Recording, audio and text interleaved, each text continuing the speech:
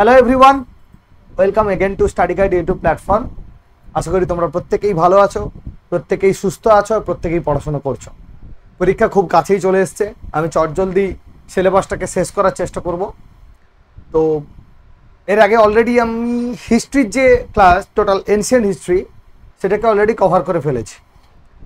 আজকে আমরা শুরু করছি মিডিয়াভেল হিস্ট্রি, মধ্যযুগীন ভারতবর্ষের ইতিহাস।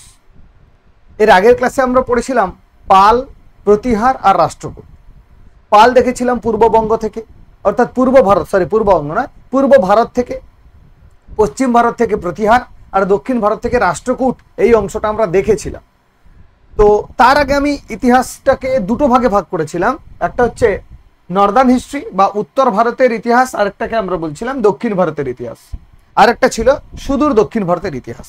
আজকে মিডাইভাল হিস্ট্রি এটা শুরু করার আগে খানিকটা তোমরা দেখতে পাচ্ছ এই জায়গাটা আমরা কিন্তু পড়ব। তার কারণ হচ্ছে আমরা সহজে ইতিহাসটাকে লিঙ্ক করতে পারবো, ক্রোনোলজিটাকে লিঙ্ক করতে পারবো। এনশিয়েন্ট হিস্ট্রি কোথায় শেষ হচ্ছে, কোথা থেকে মিডাইভাল হিস্ট্রি শুরু হচ্ছে, সেটা কিন্তু আমাদের জেনে রাখা দরকার। তো সেক্ষেত্রে শুধুমাত্র পুলিশের পরীক্ষা নয়, তোমরা আপকামিং গ্রুপ সিডির পরীক্ষা, আপকামিং আপার প্রাইমারি পরীক্ষা যারা হিস্ট্রি দেবে, হিস্ট্রি যাদের সাবজেক্ট রয়েছে, সেখানে কিন্তু এই জায়গাটা খুব ইম্পর্টেন্ট। তার কারণ হচ্ছে এখান থেকে আমরা মধ্যযুগের ভারতবর্ষের ইতিহাসে ঢুকব, অর্থাৎ কোথা থেকে দিল্লির সুলতানি আমল শুরু হচ্ছে। তো দেখো, এটা হচ্ছে তৎকালীন সময়ের ভারতবর্ষের মানচিত্র। আমরা দেখেছিলাম ঠিক এই জায়গাটা থেকে, এই রকম জায়গাটা থেকে,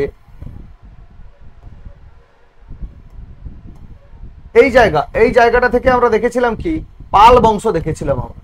পাল, এখান থেকে পাল দেখেছিলাম। ঠিক এই জায়গায় ছিল প্রতিহার বংশ, আর এই জায়গায় ছিল রাষ্ট্রকূট বংশ, তাই না? এই তিনটে আগের দিন আমরা পড়েছি। তাহলে এখানে ছিল প্রতিহার বংশ, প্রতিহার, এখানে ছিল রাষ্ট্রকূট, রাষ্ট্রকূট বংশ। এই জায়গার ইতিহাসটা আমরা অলরেডি পড়েছি, কিন্তু আজকে যেটা পড়বো সেটা হচ্ছে এই রকম জায়গার ইতিহাস। এইরকম জায়গা পরবর্তীকালে এই যে পাল বংশ যে অংশটাতে ছিল, সেই পাল বংশের এক্সটেন্ডেড কিছুটা পার্ট, যেটাকে আমরা বলবো সেন বংশ। পাল বংশের পরে পূর্ব ভারতে যাদের কথা আমরা জানবো তাদেরকে আমরা বলছি সেন বংশ। আর প্রতিহারের জায়গায় আমরা জানবো কি, চৌহান বংশ। প্রতিহারের জায়গা আমরা জানবো চৌহান বংশ। ওই যে তোমাদেরকে বলেছিলাম পৃথ্বীরাজ চৌহানের গল্পটা বলেছিলাম, যে পৃথ্বীরাজ চৌহানকে মোহাম্মদ ঘুরি তরাইনের দ্বিতীয় যুদ্ধে পরাস্ত করবে। তার সঙ্গে তার যে সেনাপতি, তার নাম হচ্ছে কুতুবউদ্দিন আইবক। সেই কুতুবউদ্দিন আইবককে মোহাম্মদ ঘুরি ভারতবর্ষের যে বিজিত অঞ্চল, যতটা অঞ্চল জয়লাভ করেছে, ততটা অঞ্চলের শাসক হিসেবে তাকে রেখে তিনি ফিরে যাবেন। তারপর থেকে সেই কুতুবউদ্দিন আইবক দিল্লি, যেটাকে আমরা হরিয়ানা, উত্তরপ্রদেশ বা আমরা বলছি পাঞ্জাবের ওপরের অংশ, সেই যে দিল্লি কেন্দ্রিক, সেখানে কিন্তু কুতুবউদ্দিন আইবক তার প্রথম ডাইনেস্টি তৈরি করবে, যেটাকে আমরা বলছি দাস বংশ। সেটাই আস্তে আস্তে করে বড় হবে এবং সর্বভারতীয় সাম্রাজ্যে পরিণত হবে, যেটাকে আমরা বলছি দিল্লির সুলতানি যুগ বা দিল্লির সুলতানি বংশ। তারপরে সেখানে আবার লোদি বংশ আসবে, ইব্রাহিম লোদিকে পরাস্ত করে বাবরের কথা আমরা জানতে পারবো, অর্থাৎ মুঘল সাম্রাজ্য তৈরি হবে। তাহলে এই জায়গার এটা হচ্ছে একটা transition phase from ancient history to medieval history. তো এই জায়গাটা আমাদেরকে ভালো করে জানতে হবে। ওকে, তো আজকে আমরা দিল্লির সুলতান বংশটা পড়বো, তার আগে জাস্ট এই জায়গাটা জেনে নিই। অর্থাৎ পাল যেখানটায় পড়েছিলাম সেখানটাতে খানিকটা সেনের কথা জানবো, দক্ষিণ ভারতের রাষ্ট্রকূটদের কথা পড়েছিলাম, তারই নিচে চোলদের কথা জানবো। এই চোল যার ইতিহাসটা শুরু হচ্ছে যীশুখ্রিস্টের জন্মের সময় থেকে, বা আমরা ধরে নিতে পারি 100 সাল থেকে শুরু হচ্ছে আপ টু 1200 সাল পর্যন্ত। তাহলে 100 থেকে 1200 সাল পর্যন্তই কি চোল বংশ এখানে ছিল? হ্যাঁ ছিল, তবে কখনো বা প্রভাব অনেক বেশি ছিল। তাদের যে সামরিক ক্ষমতা বলতে পারি, কিংবা তাদের প্রশাসনিক ক্ষমতার কারণে ইতিহাসে স্থান করেছে কিছু কিছু সময়। আবার কিছু কিছু জায়গায় দেখা যাচ্ছে এই অংশে পল্লবদের কথা আমরা জানি। পল্লবরা চোলদেরকে হারিয়েছে, নিজেদেরকে সুপ্রিমেসির জায়গায় নিয়ে গেছে। আবার যখন এখানে চোলরা নিজেদের যোগ্য শাসক এসছে, তখন পল্লবদেরকে হারিয়ে চোলরা আবার নিজেদের প্রভুত্ব তৈরি করেছে। এইভাবে চোল পল্লব এইরকম জায়গাটা এখানে তৈরি হয়েছে। আলটিমেট আমরা সেই চোলদের ইতিহাস পড়ব যেটা ইতিহাসে প্রমিনেন্ট আমাদেরকে পড়ার দরকার আছে, যেখান থেকে কোশ্চেন আসে। কেমন? তো দেখো আজকে আমরা তাহলে এই চোলদের হিস্ট্রিটা পড়বো, তার সঙ্গে সঙ্গে সেন, তারপরে শেষে চৌহান থেকে মিডাইভাল হিস্ট্রিতে এন্টার করব। ওকে, তো ফার্স্ট দেখো চোল বংশ। এই চোল বংশ যেটা আমরা পড়ছি সেটা কিন্তু শুরু হয়েছিল 100 সাল থেকে। আমি তোমাদের একটা অংশ পড়াইনি, যেটা তোমাদের হয়তো লাগবে না, কিন্তু অন্যান্য পরীক্ষার ক্ষেত্রে, বিশেষ ডব্লিউবিসিএস এর জন্য যারা প্রিপারেশন নিচ্ছ তাদের ক্ষেত্রে কিন্তু ইম্পর্টেন্ট। সেটা হচ্ছে সঙ্গম এজ। 100 থেকে 300 সাল, অর্থাৎ যীশু খ্রিস্টের জন্মের 100 বছর পর থেকে 300 সাল পর্যন্ত একটা হিস্ট্রি আছে, যেটা সুদূর দক্ষিণ ভারতের ইতিহাস, যেটাকে আমরা সঙ্গম এজ বলছি বা সঙ্গম লিটারেচার যুক্ত এজ বলছি। সেই জায়গাটা কিন্তু আমি এখানে তোমাদেরকে করাইনি। পরবর্তীকালে যখন অন্যান্য পরীক্ষার জন্য প্রিপারেশন নেবো কিংবা হিস্ট্রি ফাউন্ডেশন ক্লাস করব, তখন কিন্তু আমরা সেগুলো পড়ব। এই যে চোল, এটা হচ্ছে নবম শতাব্দী থেকে শুরু হচ্ছে। নবম শতাব্দী থেকে কিন্তু এই চোলদের কথা আমরা জানতে পারছি, নবম শতাব্দী থেকে। বোঝা গেল? তাহলে শুরুর দিকে এরা পল্লবদের সামন্ত ছিল, কারণ এর আগে আমি তোমাদেরকে বলেছিলাম, পল্লবদের এই অংশটা করেছিলাম যখন আমরা রাষ্ট্রকূট করেছিলাম, তখন পল্লবদের কথা জেনেছিলাম এখানে। তো এই পল্লবদের সামন্ত মানে কি তোমাদেরকে আমি বলেছি অলরেডি, যে পল্লব রাজার আন্ডার, যখন পল্লব শাসকগণ শাসন করছে, রাজ্য শাসন করছে, তখন পল্লবদের প্রশাসনিক আধিকারিক ছিল। প্রশাসনিক আধিকারিক যারা, তাদেরকে কি করা হতো, তাদেরকে যে স্যালারি দেওয়া হতো, এই স্যালারি ক্যাশ দেওয়া হতো না, অর্থাৎ মুদ্রা দেওয়া হতো। তার পরিবর্তে কি দেওয়া হতো? ল্যান্ড দেওয়া হতো।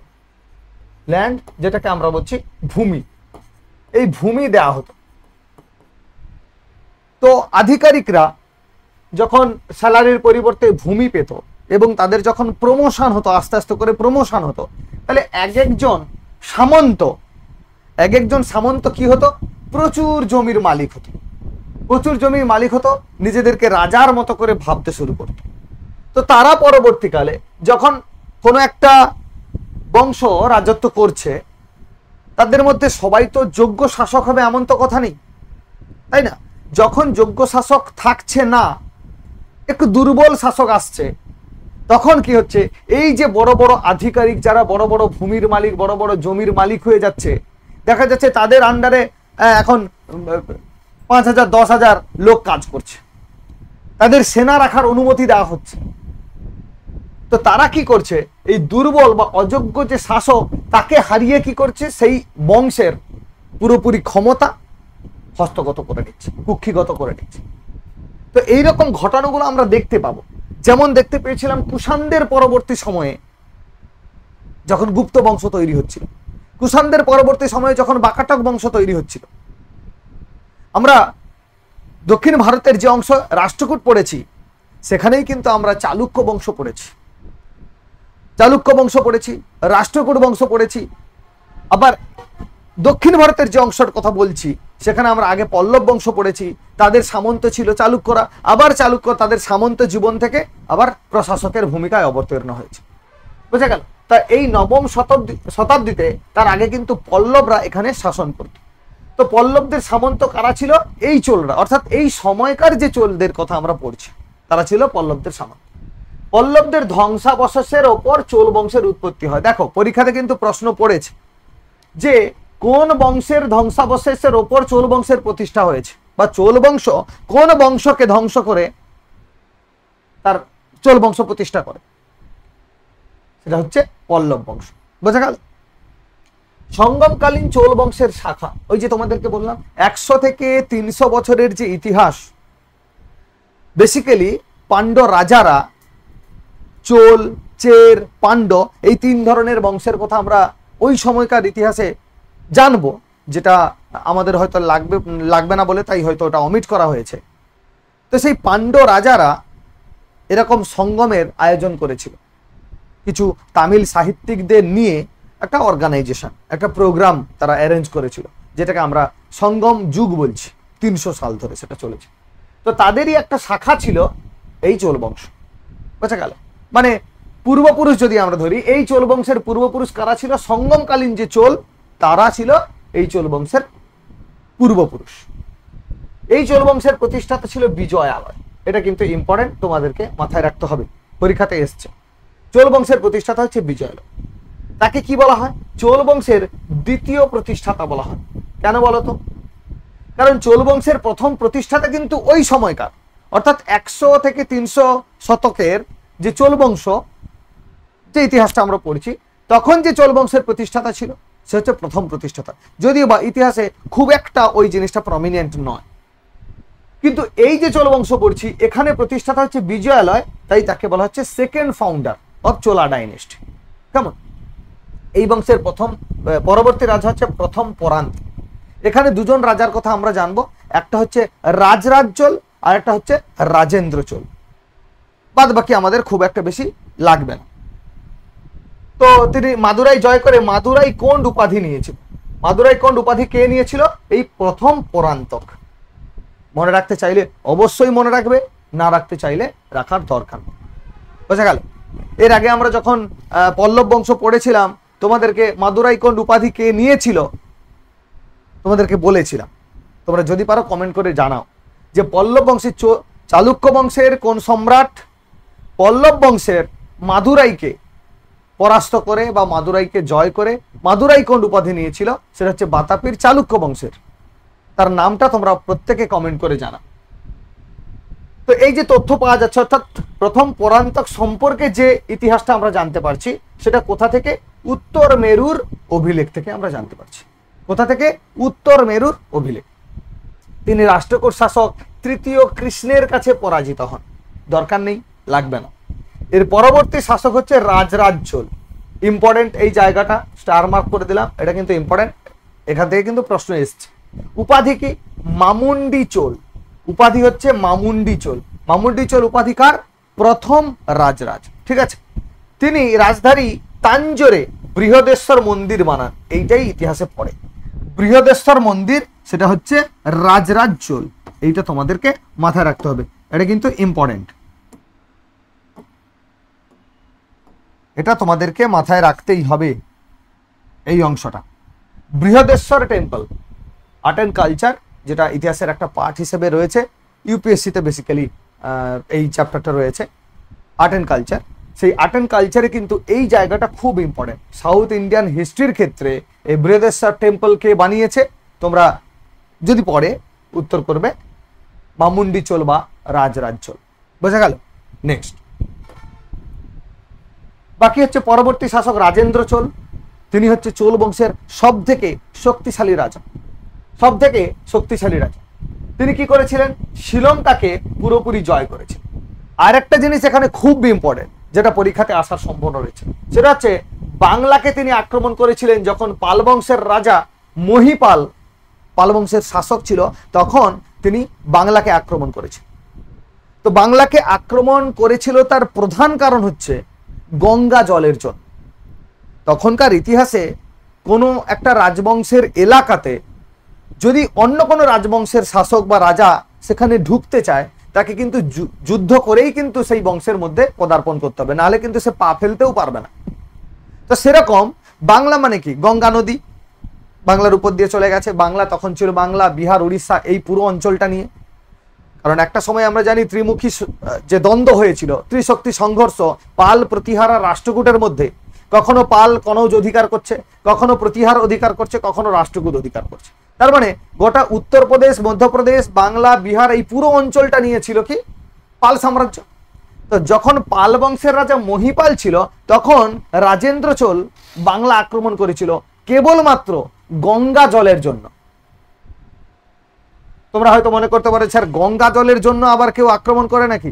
হ্যাঁ, দক্ষিণ ভারতের লোকেরা তুমি আজও যদি দেখো, প্রচন্ড ধার্মিক, প্রচন্ড ধার্মিক, দেবদেবীর পুজো বেশি করে, অনেকটা আধ্যাত্মিক প্রকৃতি। তো যখন ওরা শুনলো যে গঙ্গা এরকম একটা পবিত্র নদী বা গঙ্গা জল খুব পবিত্র, তো সেটাকে সেই ভাবনাতে রাজেন্দ্র চোল তিনি বাংলা আক্রমণ করেন এবং এসে মহিপালকে পরাস্ত করার পর তার সেনাবাহিনী নিয়ে এসে গঙ্গা নদী থেকে কলসিতে করে গঙ্গা জল তুলে তিনি ফিরে যান। আবার ফিরে যান কোথায়? দক্ষিণ ভারতে। তো এই যে ঘটনাটা ঘটেছে, গঙ্গা জলকে তিনি এখান থেকে নিয়ে গিয়ে দক্ষিণ ভারতের একটা বড় পুকুর খুলে তাতে ওই গঙ্গা জলটা ঢেলে দিয়ে তার সঙ্গে আরো জল মিক্সড করে ওই জলটাকে পবিত্র হিসেবে তারা মানতে শুরু করলো। এই জন্য তার উপাধি হয়েছিল গঙ্গৈকণ্ড চোলপুরম, বা গঙ্গৈকণ্ড উপাধি নিয়েছিল। যে পুকুরটা খনন করেছিল তাকে বলা হচ্ছে গঙ্গৈকণ্ড চোলপুরম। এটা কিন্তু ইতিহাসে রয়েছে, এখান থেকে কিন্তু কোশ্চেন পড়ে। বাংলা থেকে তিনি গঙ্গা জল নিয়ে আসেন এবং একটি নতুন শহর স্থাপন করেন যার নাম গঙ্গৈকণ্ড চোলপুরম। ওই যে পুকুরটা স্থাপন করেছে সেই পুকুরটার নাম অনুসারে সেই শহরের নাম হয় গঙ্গৈকণ্ড চোলপুরম। ঠিক আছে, এই শহরে তিনি একটি পুকুর খনন করেন, এখানে গঙ্গা জলকে ঢেলে দেন এবং পুকুরের নাম দেন চোল গঙ্গম। বোঝা গেল বিষয়টা? এগুলো কিন্তু প্রত্যেকটা পরীক্ষাতে পড়েছে। গঙ্গৈকণ্ড উপাধি ধারণ করেছে রাজেন্দ্র চোল। গঙ্গৈকণ্ড চোলপুরম শহর স্থাপন করেছে কে? রাজেন্দ্র চোল। বাংলাতে আক্রমণ করেছে কোন চোল সম্রাট? বাংলা আক্রমণ করেছে, এটা কিন্তু পরীক্ষাতে এসেছে। এই জায়গা থেকে এই হিস্ট্রিটা যদি তোমরা দেখো, এখান থেকে কিন্তু প্রশ্ন বলতে এই জিনিসগুলো এসছে। কার সময়ে যদি বলি একটু ডিফিকাল্টি যদি বাড়িয়ে দেয় তাহলে তোমরা করবে পাল বংশের শাসক মহিপালের সময়ে তিনি বাংলা আক্রমণ করেছেন। বোঝা গেল? তো এই হচ্ছে ব্যাপার। এরপরে শেষ শাসক, চোল বংশের শেষ শাসক তৃতীয় রাজেন্দ্র। এটা তোমরা না জানলেও চলবে, শুধু ক্রোনোলজিটাকে ধরে রাখার জন্য আমি শেষ শাসক হিসেবে তার নামটা উল্লেখ করেছি। তাহলে এখানে কি কি পড়বে? যে চোল বংশের সব থেকে শক্তিশালী শাসককে? রাজেন্দ্র চোল। কোন চোল সম্রাট শ্রীলঙ্কাকে পুরোপুরি জয়লাভ করেছিল? প্রথম রাজরাজ তিনি কিন্তু আংশিক জয়লাভ করেছিল, সেখানে গিয়ে লুটপাট করে কিছু শ্রীলঙ্কার মানুষকে দাস হিসাবে তিনি নিয়ে চলে আসছিলেন এখানে।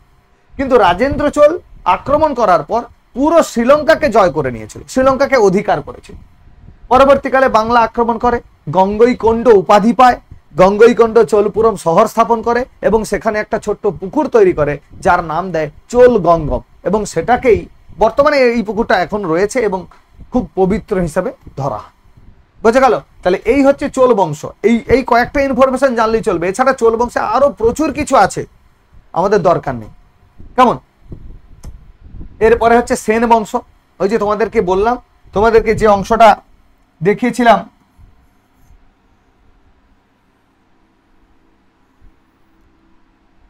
এই যে বাংলার অংশটা দেখিয়েছিলাম, এই বাংলাতে ছিল কি পাল, আমাদের পাল বংশ। পালেরই একটা শাখা এইরকম জায়গায় ছিল যাকে বলা হচ্ছে সেন বংশ। বোঝা গেল? তাহলে এখানে আমরা যেটা পড়লাম সেটা হচ্ছে চোল বংশ, চোল বংশ। তাহলে এখানে সেন। এরপরে আমরা এই জায়গায় পড়ব চৌহান বংশ। বোঝা গেল? তাহলে এই সেন কারা? এই সেন হচ্ছে পাল বংশের সামন্ত। এই সেনরা হচ্ছে পাল বংশের সামন্ত। এই সেন বংশের প্রতিষ্ঠাতাকে সামন্ত সেন, এটা কিন্তু পরীক্ষাতে আসবে। প্রকৃত প্রতিষ্ঠাতা বিজয় সেন, দরকার নেই এটা না মনে রাখলেও চলবে, তবে এটা কিন্তু মনে রাখতে হবে, এটা আরো ইম্পর্টেন্ট। সেটা হচ্ছে দান সাগর আর অদ্ভুত সাগর কে রচনা করেছে? দান সাগর অদ্ভুত সাগর কে রচনা করেছে? দেখো এই ইতিহাসটা কিন্তু আমাদের বাংলার ইতিহাস, একদম স্পেসিফিক ওয়েস্ট বেঙ্গলের ইতিহাস। তোমরা যদি নদিয়াতে বেড়াতে যাও কেউ, তোমরা কিন্তু এই জায়গাটা জানতে পারবে। বল্লাল সেন, লক্ষণ সেন, এদের যে বাড়ি, তাদের ধ্বংসাবশেষ সেখান থেকে কিন্তু জানতে পারবে। তো এই বল্লাল সেন যিনি একেবারেই পশ্চিমবঙ্গের পূর্বপুরুষ আমরা বলতে পারি, তিনি দান সাগর অদ্ভুত সাগর নামে দুটো বই রচনা করেছেন। তাই এই জায়গাটা আমাদের, যেহেতু আমাদের ইতিহাস একেবারে ডিরেক্টলি কানেক্টেড, তাই এটা কিন্তু আমাদের জানতে হবে। দেন আরো একটা কোশ্চেন পড়ে, সেটা হচ্ছে কৌলিন্য প্রথা কে চালু করেছেন? কৌলিন্য প্রথা কে চালু করেছেন? উত্তর করবে বল্লাল সেন। তাহলে বল্লাল সেন দান সাগর অদ্ভুত সাগর দুটো বই রচনা করেছে, তার সঙ্গে সঙ্গে কৌলিন্য প্রথা চালু করেছে কে? বল্লাল সেন। তাহলে সেন বংশ থেকে এই দুটো, আর এইটা প্রতিষ্ঠাতা কে, এটা জানলেই চলবে। বোঝা গেল বিষয়টা? এক হচ্ছে প্রতিষ্ঠাতা সামন্ত সেন, দুই হচ্ছে দান সাগর অদ্ভুত সাগর কে রচনা করেছে? বল্লাল সেন, আর কৌলিন্য প্রথা চালু করেছে বল্লাল সেন। আরেকটু যদি জানতে চাও, আরেকটু মনে রাখতে বলবো, এই কারণে পরবর্তী যোগ্য শাসক ছিল লক্ষণ সেন। লক্ষণ সেনের দরবারে বা রাজসভাতে একজন কবি থাকতো, ভদ্রলোকের নাম হচ্ছে জয়দেব। এই জয়দেব একটা বই রচনা করেছিল যার নাম হচ্ছে গীত গোবিন্দ। ঠিক আছে, তার মানে সেন বংশ থেকে এই 5টা ইনফরমেশন জানলেই আমাদের কিন্তু কাজ হয়ে যাবে। প্রতিষ্ঠাতাকে সামন্ত সেন। দান সাগর অদ্ভুত সাগর কেউ রচনা করেছে? তোমরা উত্তর করবে বল্লাল সেন। কৌলিন্য প্রথা কে প্রচলন করেছে? তোমরা উত্তর করবে বল্লাল সেন। আর কি লক্ষণ সেনের সভাকবি ছিল জয়দেব, বা লক্ষণ সেনের সভায় থাকতো কে? জয়দেব। এই জয়দেব একটা বই রচনা করেছিল যার নাম গীত গোবিন্দ। পরীক্ষায় আসে গীত গোবিন্দের রচয়িতাকে, নিম্নোক্তকে, তাহলে তোমরা উত্তর করবে জয়দেব। এবার যদি বলে এরকম সহজ কোশ্চেন না দিয়ে একটু কঠিন করে দেবে, যদি বলে গীত গোবিন্দের রচয়িতা জয়দেব কার রাজসভায় থাকতো, তখন কিন্তু কোশ্চেনটা খানিকটা কঠিন হয়ে যাবে।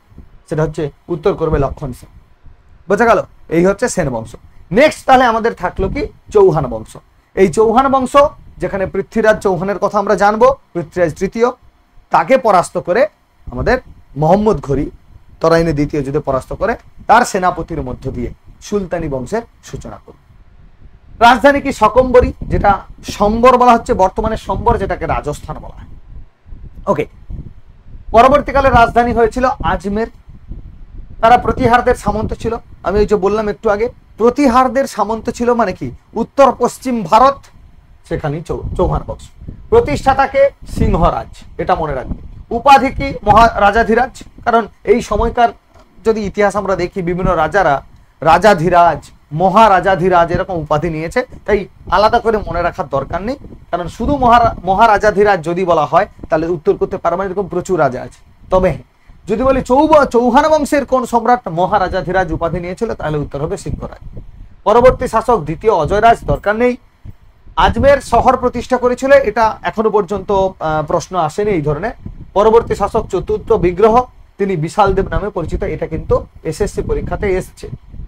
তিনি তোমারদের কাছ থেকে দিল্লি অধিকার করেন এবং হরিকেলি নামক একটি নাট্য পুস্তক রচনা করেছিলেন। এগুলো একটু কঠিন, এগুলো তোমরা চাইলে মনে রাখতে পারো, না চাইলে ছেড়ে দিতে পারো। এখান থেকে কিন্তু কোশ্চেন আসবে না।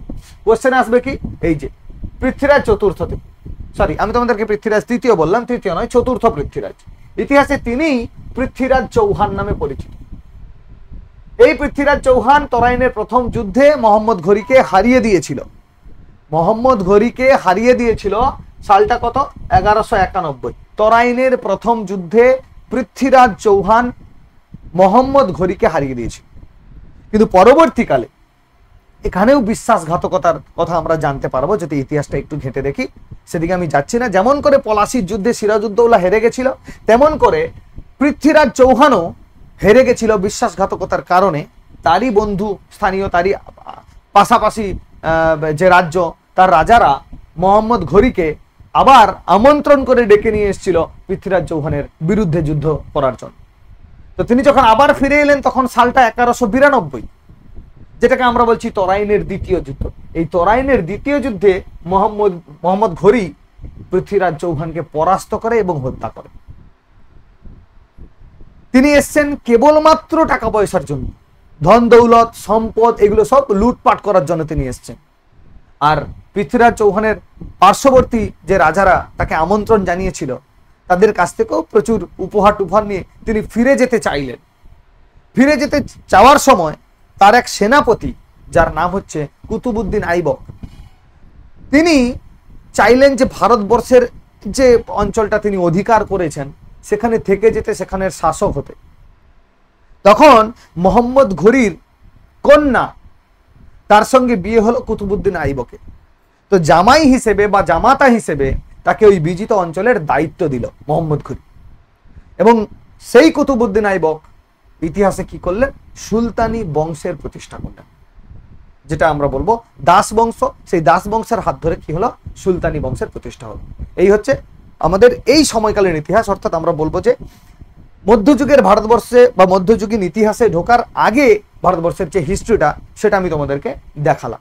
এরপরে যে অংশটা পড়বো সেটা হচ্ছে আমাদের দিল্লির সুলতানি শাসন। দিল্লির সুলতানি শাসন, এটা কিন্তু খুব ইম্পর্টেন্ট। এখান থেকে প্রচুর প্রশ্ন আসে, প্রচুর ইনফরমেশন আছে। তোমাদের বোধগম্য করে আমি কিছু ইনফরমেশন তোমাদেরকে দিয়ে যাব।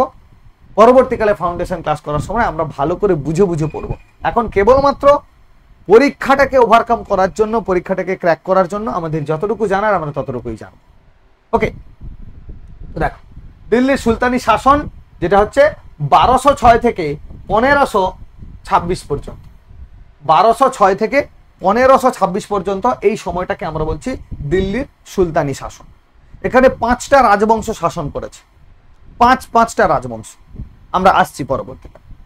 তো এই যে বললাম পৃথ্বীরাজ চৌহান দ্বিতীয় তরাইনের যুদ্ধে 1192 খ্রিস্টাব্দে পরাস্ত হলো, মোহাম্মদ ঘুরি সেখানে জয়লাভ করলো। তো মোহাম্মদ ঘুরি হঠাৎ মৃত্যুর পর 1206 খ্রিস্টাব্দে তিনি তার কৃতদাস তাজউদ্দিন ইলদুজ, নাসিরউদ্দিন কুবাচা এবং কুতুবউদ্দিন আইবকের মধ্যে ভারতের উত্তরাধিকার প্রাপ্তি নিয়ে সংঘর্ষ শুরু হয়। মানে মোহাম্মদ ঘুরির একজন রাজা, তার তো আর একটা সেনাপতি নয়, তার অনেক সেনাপতি রয়েছে। যেহেতু অনেক সেনাপতি রয়েছে এবং এই ভারতবর্ষের এই অঞ্চলটা জয়লাভ করেছে, তো ফলে কি হয়েছে, এই সেনাপতিদের মধ্যে এ বলছে আমি এই জায়গায় থাকবো, ও বলছে আমি এই জায়গায় থাকবো। আবার এদিকে কুতুবউদ্দিন আইবক, তার সঙ্গে মোহাম্মদ ঘুরির যে মেয়ে, তার সঙ্গে একটা যোগসূত্রতা তৈরি হয়েছে। তো যথারীতি তারা বিয়ে শাদিও করে নিয়েছে। তখন মোহাম্মদ ঘুরি কি করবে? স্বভাবত এই জামাইয়ের দাবি মেনে তাকে এই জায়গায় রেখে দিয়ে যাবে। তো কুতুবউদ্দিন হবে এই জায়গার প্রথম শাসক এবং তিনি দাস বংশের প্রতিষ্ঠা। 1206 খ্রিস্টাব্দ থেকে 1526 খ্রিস্টাব্দ পর্যন্ত সুলতানি শাসন নামে পরিচিত। এই সময়ের মধ্যে 5টি রাজবংশ টোটাল রাজত্ব করেছিল। প্রথম রাজবংশের নাম কি? দাস বংশ। ঠিক আছে, এই জায়গাটা ইম্পর্টেন্ট, এই জায়গাটা তোমাদেরকে ভালো করে জানতে হবে। এই যে 5টা রাজবংশের কথা বলছে, এই 5টা রাজবংশই কিন্তু দিল্লিতে ছিল ওই সময়। কত সাল? 1206 থেকে 1526 খ্রিস্টাব্দ পর্যন্ত। কত সময়? 1206 থেকে 1526 খ্রিস্টাব্দ পর্যন্ত ছিল। প্রথম যে বংশ তাকে আমরা বলছি দাস বংশ, তারপরে খলজি বা খিলজি বংশ, তারপরে তুঘলক বংশ, তারপর সৈয়দ বংশ, তারপরে লোদি বংশ। এই 5টা রাজবংশ কিন্তু এখানে শাসন করেছে। ঠিক আছে, এই 5টা রাজবংশ তোমাদের কিন্তু প্রত্যেককে বলবো এই জায়গাটা মনে রাখবে।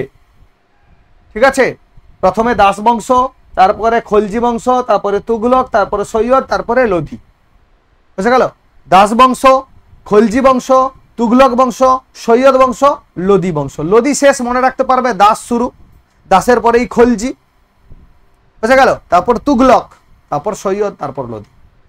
কেমন? তাহলে এইগুলো কিন্তু আমাদেরকে মনে রাখতে হবে। তাহলে প্রথমে আমরা দেখব দাস বংশ। কোন বংশ? দাস বংশ। ঠিক আছে, তো দেখো মোহাম্মদ ঘুরির মৃত্যুর পর যে মুসলিম শাসকগণ 1206 খ্রিস্টাব্দ থেকে 1290 খ্রিস্টাব্দ পর্যন্ত ভারতবর্ষ শাসন করেছিল, তারা বেসিক্যালি ছিল কৃতদাস। কি ছিল? কৃতদাস। কৃতদাস মানে কি? দাস, গোলাম বলা হয়, হিন্দিতে বলা হয় গোলাম। তো তারা ছিল 1206 থেকে 1290 এই সময়টাতে তারা শাসন করেছিল। পরবর্তী সময়ে সুলতানের অনুগ্রহ পেয়েছেন, নতুবা সুলতানের সন্তান সন্ততি এই হিসেবে নিজেদেরকে জাহির করেছে। সুতরাং এই বংশ ইতিহাসে বেসিক্যালি দাস বংশ নামেই পরিচিত। এই বংশ কি বংশ নামে পরিচিত? দাস বংশ। তার কারণ হচ্ছে প্রথম যিনি প্রতিষ্ঠাতা ছিলেন তার নাম ছিলেন কুতুবউদ্দিন আইবক। সেই কুতুবউদ্দিন আইবক ছিলেন কিন্তু মোহাম্মদ ঘুরির একজন কৃতদাস। তারপরে তিনি যখন ক্ষমতা বলে বা নিজের ক্যাপাবিলিটির জন্য আস্তে আস্তে করে সেনাপতির দায়িত্ব পেয়েছেন, কিন্তু তিনি ছিলেন আসলে মোহাম্মদ ঘুরির একজন কৃতদাস। কৃতদাস মানে গোলাম। বুঝে গেল? যেহেতু গোলাম, কোন একজন রাজার গোলাম যখন কোনো বংশ প্রতিষ্ঠা করছে, তখন সেই বংশটা ইতিহাসে কিন্তু সেই দাস বংশ হিসেবেই বা গোলাম বংশ হিসেবেই কিন্তু স্বীকৃতি পেয়ে গেছে। বুঝে গেল? তাহলে দিল্লি সুলতানি যে বংশ আমরা পড়ছি, সুলতানি শাসন পড়ছি, সেখানে তাহলে প্রথম রাজবংশ কোনটা? দাস বংশ। বুঝে গেল? ইংরেজিতে বলা হয় স্ল্যাব ডাইনেস্ট। স্ল্যাব কথার অর্থ হচ্ছে কৃতদাস বা দাস। বুঝে গেল? দাস বংশ। আবার কোথাও কোথাও বলা হয়েছে মামলুক বংশ। প্রধানত 3টি ছোট ছোট বংশে বিভক্ত। একটা হচ্ছে কুতুবী বংশ, এই যে দাস বংশ নাম অনুসারে, আর কিছু না। দাস বংশটা নাম অনুসারে, কুতুবী বংশ কুতুবউদ্দিন আইবকের নাম অনুসারে। ইলতুৎমিশ যখন আসে তখন ইলবাড়ি বংশ বলা হচ্ছে, দ্বিতীয় ইলবাড়ি বংশ বলা হচ্ছে বলবন। তোমাদের এই রকম ভাবে মনে রাখার দরকার নেই, তোমরা শুধু মনে রাখবে দাস বংশের প্রতিষ্ঠাতা হচ্ছে কুতুবউদ্দিন আইবক। দাস বংশের প্রতিষ্ঠাতা কুতুবউদ্দিন আইবক। ঠিক আছে, এইগুলো আর মনে রাখার দরকার নেই। এরপর আমাদের কুতুবউদ্দিন আইবক সম্পর্কে কিছু কথা জানতে হবে, এখান থেকে কিন্তু প্রশ্ন পড়ে। যেমন ধরো মোহাম্মদ ঘুরি কুতুবুদ্দিন আইবককে দাস হিসাবে ক্রয় করেছিলেন, কিনেছিলেন, কিন্তু কুতুবুদ্দিন আইবক নিজ কর্মক্ষমতা এবং যোগ্যতার দ্বারা মোহাম্মদ ঘুরির সেনাপতি হন। তোমাদেরকে বললাম একটু আগে, মোহাম্মদ ঘুরির মৃত্যুর পর কুতুবুদ্দিন আইবক নিজেকে স্বাধীন ঘোষণা করেন এবং দিল্লির ইন্দ্রপ্রস্থে নিজ সাম্রাজ্য প্রতিষ্ঠা করেন। বুঝা গেল? যেটা হচ্ছে মোহাম্মদ ঘুরির বিজিত অঞ্চল, সেরকম একটা জায়গা ইন্দ্রপ্রস্থ দিল্লিতে, সেখানে তিনি সাম্রাজ্য প্রতিষ্ঠা করেন। এই সাম্রাজ্যই ইতিহাসে দাস বংশ নামে পরিচিত। সুলতান উপাধি ধারণ করেন এবং লাহোরে নিজের রাজধানী স্থাপন করেন। দেখো এই জায়গাটা কিন্তু ইম্পর্টেন্ট। প্রথম যখন কুতুবুদ্দিন আইবক তার রাজধানী তৈরি করেছিল সেটা হচ্ছে লাহোরে। লাহোর তোমরা নিশ্চয়ই জানো, বর্তমান পাকিস্তানে অবস্থিত।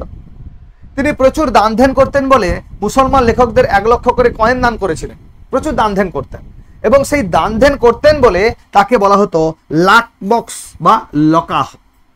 লাখ বক্স বলা হয়, লাখ বক্স। তিনি প্রচুর টাকা মানে প্রচুর ধন দৌলত তিনি দান করতেন, প্রচুর সম্পদ সবাইকে দান করে দিতেন, সেই জন্য তাকে বলা হচ্ছে লাখ বক্স। সুফি সন্ত খাজা কুতুবুদ্দিন বখতিয়ার কাকি, তার উদ্দেশ্যে তিনি কি বানিয়েছেন? কুতুব মিনার বানিয়েছেন। কুতুব মিনার বানিয়েছেন কার জন্য? কুতুবুদ্দিন বখতিয়ার কাকির উদ্দেশ্যে তিনি কুতুব মিনার নির্মাণের কাজ শুরু করেন। দেখো এখানে কিন্তু আমাদেরকে একটা জিনিস মাথায় রাখতে হবে, এই যে কুতুব মিনারের ইতিহাস আমরা পড়ছি বা কুতুব মিনার নির্মাণের ব্যাপারটা আমরা দেখছি, এখানে কিন্তু কোশ্চেন, আগে যে কোশ্চেন আসতো সেটা হচ্ছে কুতুবুদ্দিন কে নির্মাণ কাজ শুরু করে বা কে নির্মাণ করেন, এরকম আসতো। উত্তর করতাম আমরা কুতুবুদ্দিন আইবক। বাট এখন কি কোশ্চেন আসে জানো? নির্মাণ কার্য শুরু করেছে, আমি দেখো লিখেছি নির্মাণ শুরু করেছি। কুতুবুদ্দিন আইবক তিনি নির্মাণের কাজ শুরু করেছিলেন, কিন্তু কুতুবুদ্দিন আইবক কুতুব মিনারের যে পুরো কমপ্লিট নির্মাণ সেটা কিন্তু করে উঠতে পারেনি। পরবর্তীকালে ইলতুৎমিশ তিনি কিন্তু কুতুব মিনারের কাজ শেষ করেছিলেন। এই জন্য কিন্তু এখান থেকে দুটো কোশ্চেন হয় ভাইটাল। আগে পড়তে হচ্ছে কুতুবুদ্দিন কে নির্মাণ করেছিলেন, উত্তর করতাম কুতুবুদ্দিন আইবক। এখন কিন্তু একটু অ্যাডভান্স কোশ্চেন করা হচ্ছে যে নির্মাণ কাজ কে শেষ করেছিল, সেটা হচ্ছে ইলতুৎমিশ। আসবো আমরা। তো নির্মাণ কাজ শুরু করেছিলেন, এই যে এই জন্য লিখে দিয়েছি, দেখো শেষ করেন ইলতুৎমিশ। কোশ্চেন এখন এটাই পড়ে, কে নির্মাণ করেছেন সেটা না পড়ে কে শেষ করেছেন সেটাই কোশ্চেন আসে, মনে রাখতে হবে। চৌগান, যেটাকে আমরা পোলো খেলা বলি, সেই পোলো খেলতে গিয়ে তিনি মারা যান। পোলো খেলা তোমরা দেখেছো নিশ্চয়ই, ঘোড়ায় করে খেলা হয়। তো তিনি সেখান থেকে পড়ে গিয়ে মারা যান 1210 খ্রিস্টাব্দে। দেখো শুরু হয়েছে কত? 1206 খ্রিস্টাব্দে। তিনি মারা যাচ্ছেন কত? 1210 খ্রিস্টাব্দে। তারপরে যিনি শাসক হচ্ছেন, আস্তে আস্তে করে যদি আমরা দাস বংশের কথা দেখি, 1290 পর্যন্ত কিন্তু এই দাস বংশ চলতে থাকে। ঠিক আছে, পরবর্তী যোগ্য শাসকদের কথা আমরা জানবো, আমরা ইলতুৎমিশের কথা জানবো, রাজিয়ার কথা জানবো, বলবনের কথা জানবো, আপ টু 1290 পর্যন্ত দাস বংশ। তিনি কোয়াত উল ইসলাম বা কোথাও কোথাও আছে কুব্বত উল ইসলাম, কোথাও এখানে আছে কোয়াত উল ইসলাম, উর্দু ভাষা এগুলো, কুব্বত উল ইসলাম কোথাও কোথাও রয়েছে। সেরকম নামের একটা মসজিদ তৈরি করেছিলেন দিল্লিতে। আর আজমেরে তিনি তৈরি করেছিলেন 2.5 দিন কা ঝোপড়া। 2.5 দিন কা ঝোপড়া কেন বলা হচ্ছে? তিনি একটা স্ট্রাকচার তৈরি করতে চেয়েছিলেন খুব তাড়াতাড়ি, এবং দেখা যাচ্ছে যে স্ট্রাকচারটা তৈরি করতে চেয়েছিলেন 2.5 দিন পরে সেটা তৈরি হয়েছে, কিন্তু তার মনের মতো হয়নি, তিনি তার কাজ বন্ধ করে দিয়েছিলেন এবং সেটাই ইতিহাসে 2.5 দিন কা ঝোপড়া বলে স্থান পেয়েছে। বোঝা গেল? এটাও কিন্তু আসে পরীক্ষায়। কুব্বতুল ইসলাম মসজিদ, তার সঙ্গে আজমেরে 2.5 দিন কা ঝোপড়া। কোশ্চেন এখন আসে, কিন্তু 2.5 দিন কা ঝোপড়া কে নির্মাণ করেছে সেটা কোশ্চেন আসে না, আগে আসতো। এখন আসে 2.5 দিন কা ঝোপড়া কোথায় অবস্থিত, কোথায় রয়েছে, সেটা হচ্ছে আজমেরে। ঠিক আছে, আর দিল্লিতে কি? কুব্বতুল ইসলাম। তাহলে এই হচ্ছে আমাদের কুতুবুদ্দিন আইবক, দাস বংশের প্রতিষ্ঠাতা কুতুবুদ্দিন আইবক। পরবর্তী শাসককে আরাম শাহ। পরবর্তী শাসক হচ্ছে আরাম শাহ। কুতুবুদ্দিন আইবকের মৃত্যুর পর তার পুত্র আরাম শাহ সিংহাসনে বসে। কুতুবুদ্দিন আইবকের জামাতা এবং বদাউনের শাসনকর্তা ইলতুৎমিশ, কুতুবুদ্দিনের জামাই ইলতুৎমিশ, তিনি কি করেছেন? আরাম শাহকে সিংহাসন থেকে হটিয়ে দিয়ে সিংহাসনে বসে। বোঝা গেল? তার মানে আরাম শাহের ইতিহাস আমাদের না জানলেও চলবে, জানতে হবে ইলতুৎমিশের। ইলতুৎমিশ সম্পর্কে তাহলে আমরা জেনে নিই। দাস বংশের শ্রেষ্ঠ শাসক হচ্ছে ইলতুৎমিশ। দেখো প্রতিষ্ঠা করা হয়তো সহজ, কিন্তু তাকে সাস্টেন করা, তাকে বাড়ানো বা বিস্তার করা, স্টেবল করা, সেটা কিন্তু সব থেকে কঠিন কাজ। তো সেই কঠিন কাজটা করেছিলেন শামসুদ্দিন ইলতুৎমিশ, তার জন্য তাকে কি বলা হচ্ছে, শ্রেষ্ঠ শাসক। বোঝা গেল? তিনি ছিলেন দাস বংশের প্রকৃত প্রতিষ্ঠাতা।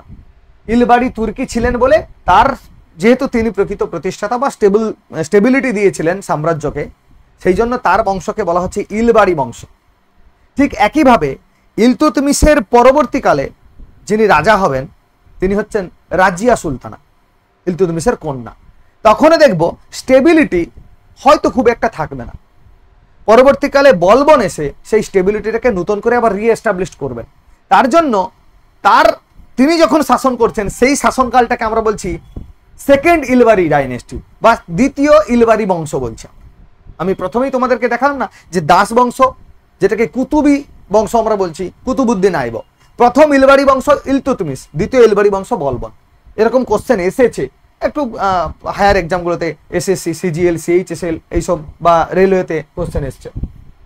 তিনি ইলবাড়ি তুর্কি ছিলেন, তাই তার রাজবংশের নাম ছিল ইলবাড়ি তুর্কি বংশ। 1211 সালে ইলতুৎমিশ আরাম শাহকে পরাজিত করে সিংহাসনে বসেন। রাজধানী তিনি লাহোর থেকে দিল্লিতে স্থানান্তরিত করেন। This is important. কেন?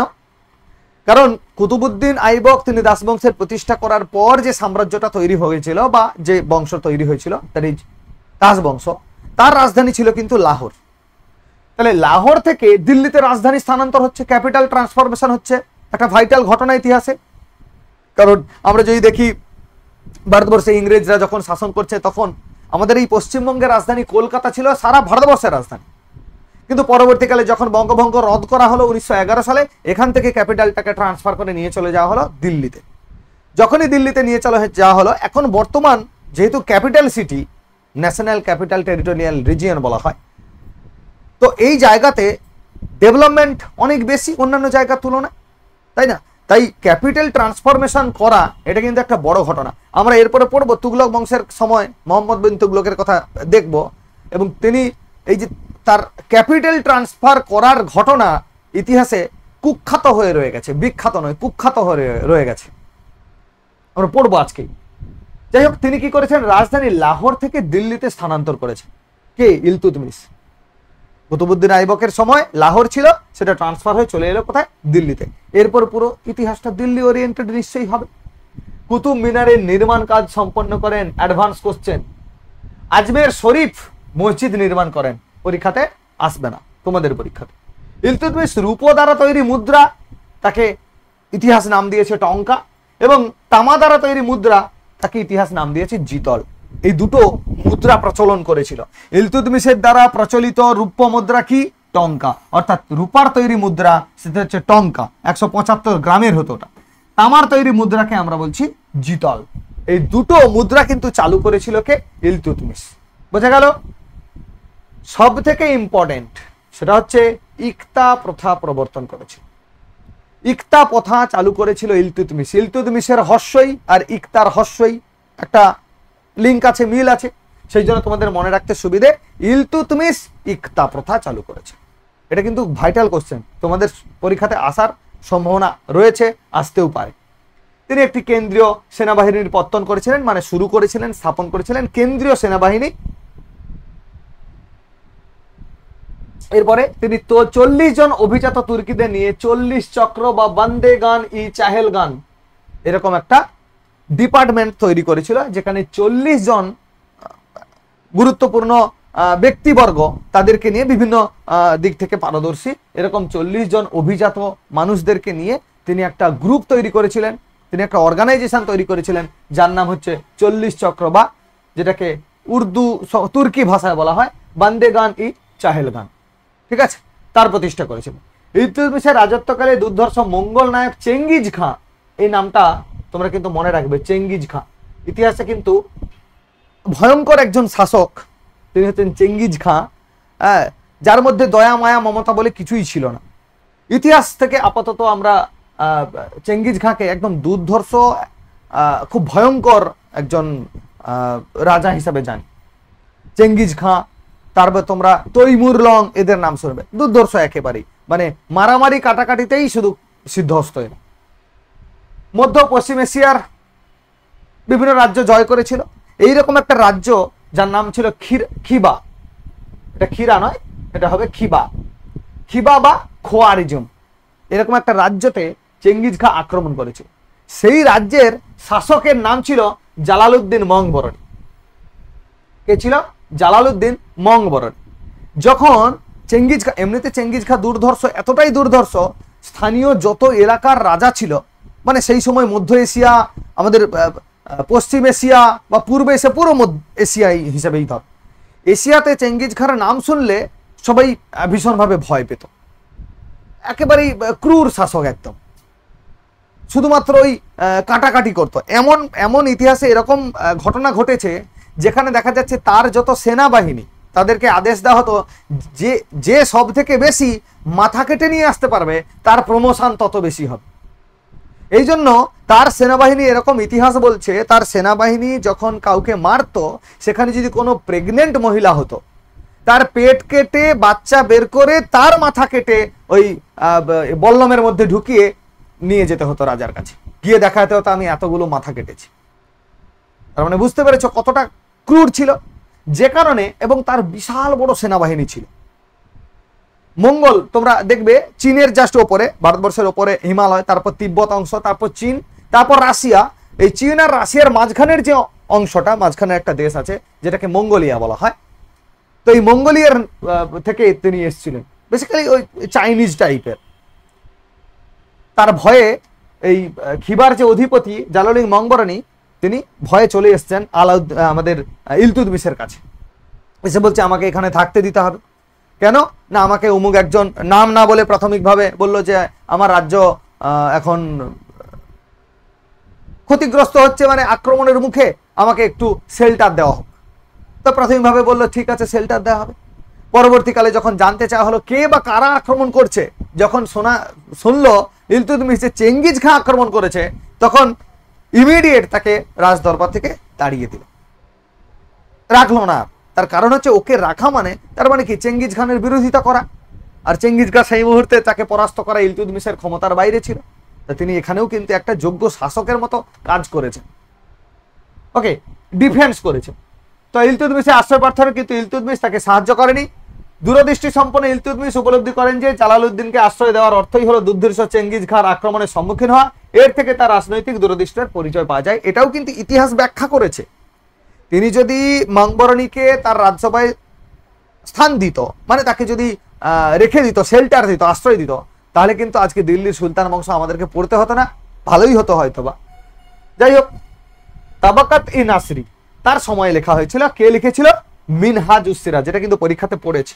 তাবাকাত ই নাসরি লিখেছে হচ্ছে মিনহাজুস সিরাজ, তার সমসাময়িক ছিল।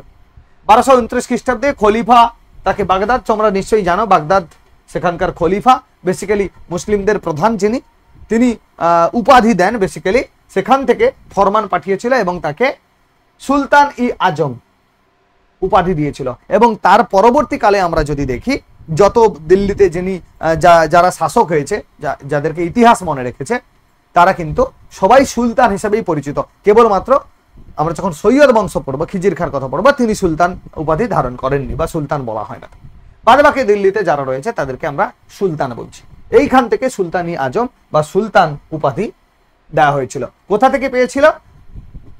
খলিফা দিয়েছিল বাগদাদ, সেখান থেকে এরকম একটা ফরমান পাঠানো হয়েছিল, খলিফা তাকে ফরমান পাঠিয়েছিল এবং তখন থেকে তার উপাধি হয় সুলতান ই আজম বা প্রধান সুলতান। বোঝা গেল বিষয়টা? ইলতুৎমিশ মধ্যযুগীয় দিল্লি নগরীর প্রকৃত স্থপতি। তিনি দিল্লি নগরীকে সুউচ্চ মিনার, মসজিদ, মাদ্রাসা, খানকা, অট্টালিকা ও সুবিশাল জলাশয় দ্বারা সুসজ্জিত করেছিল। দরকার নেই মনে রাখার, তিনি কিন্তু এই দিল্লি নগরীতে প্রচুর উঁচু উঁচু মিনার তৈরি করেছিল। উঁচু উঁচু মিনার, এই যে তোমাদেরকে বললাম কুতুব মিনারের কাজ, খাজা যে সুফিসন্ত খাজা বখতিয়ার কাকি, আলাউদ্দিন বখতিয়ার কাকি, তার উদ্দেশ্যে কুতুব মিনার বানানোর কাজ শুরু করেছিল ইলতুৎমিশ। কিন্তু বেচারি তো পোলো খেলতে গিয়ে ঘোড়া থেকে পড়ে মারা যায়, কাজ শেষ করতে পারেনি। তার ছেলে নয়, তার জামাতা, তার ছেলে তো আরাম শাহ, অকর্মণ্যা, একদম অযোগ্য।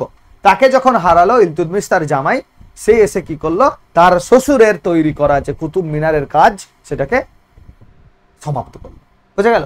আর তারপরেও তিনি এই ধরনের প্রচুর সুউচ্চ মিনার নির্মাণ করেছিল, সেই জন্য তাকে কি বলা হয়? সুউচ্চ মিনারের জনক বলা হয়। বোঝা গেল? এটাও কিন্তু পরীক্ষাতে এসছে। নেক্সট, তারপরে ইলতুৎমিশের যে পুত্র সন্তান অযোগ্য, যে কারণে তার কন্যা রাজিয়া সুলতানা তিনি কি করেছিলেন, এই শাসকের ভূমিকাতে নিজেকে আস্তে আস্তে করে আপডেট করেছিলেন। তিনি ছিলেন মধ্যযুগে ভারতের প্রথম এবং শেষ মহিলা শাসক। শুধু এইটুকু মনে রাখলেই চলবে, মধ্যযুগের ইতিহাসে মহিলা শাসক ছিলেন একমাত্র, তিনি হচ্ছেন রাজিয়া সুলতানা। এখানে একটা গল্প আছে, আচ্ছা পরে ফাউন্ডেশন ক্লাসে গল্প করব আমরা, এখন মোটামুটি পরীক্ষার জন্য যেটুকু জানার সেইটুকু জেনে না। গল্প আছে কিভাবে রাজিয়া সুলতানা তিনি শাসক হয়েছিলেন। প্রাথমিকভাবে তিনি যখন শাসক হতে চান, তাকে তো শাসক হতে, তিনি কন্যা বা মেয়ে হওয়ার জন্য তাকে শাসক হিসেবে সবাই মেনে নেয়নি, বাট তিনি কিন্তু তার বাবার তৈরি করে যাওয়া একটা প্রথা অনুযায়ী তিনি কিন্তু শাসিকা হয়েছিলেন, বা তাকে শাসিকা হিসেবে মেনে নিতে সবাই বাধ্য হয়েছিল। তো সে গল্প আমরা পরে করব। তিনি অবগুণ্ঠন ত্যাগ করে পুরুষের পোশাকে সজ্জিত হয়ে প্রকাশ্য দরবারে উপস্থিত হতেন। তিনি নিজেকে মহিলা হিসেবে কখনো প্রকাশ করতে চাইতেন না। তিনি একজন প্রকৃত বা যোগ্য শাসক হিসেবে নিজেকে গড়ে তুলতে চাইতেন। তার জন্য তিনি কি করতেন, মহিলার পোশাক, বেসিক্যালি মহিলার পোশাক আমরা যদি ধরি শাড়ি জাতীয় এই পোশাক, তিনি ছেড়ে কি করেছিলেন, পুরুষের মতো পোশাক পরা শুরু করেছিলেন এবং সেভাবেই তিনি রাজ দরবারে আসতেন। সকল উচ্চ পদে রাজপথে তুর্কিদের একচেটিয়া আধিপত্য ছিল। রাজিয়া কি করেছিল, সরকারি পদে অতুর্কিদের নিয়োগ করে একটি নিজস্ব গোষ্ঠী গড়ে তুলতে উদ্যত হয়েছিল। এই যে এর আগে ইলতুৎমিশ 40 চক্র তৈরি করেছে, বান্দেগান ই চাহেলগান, 40 জন অভিজাত, তারা কিন্তু প্রাথমিকভাবে রাজিয়া সুলতানকে শাসিকা হিসেবে মেনে নেন। ফলে কি হবে, তারপরে যখন শাসিকা হিসেবে মানতে বাধ্য হয়েছিল, বাধ্য হলেও তাকে মন থেকে তো মেনে নিতে পারছে না, তার বিরোধিতা করছে।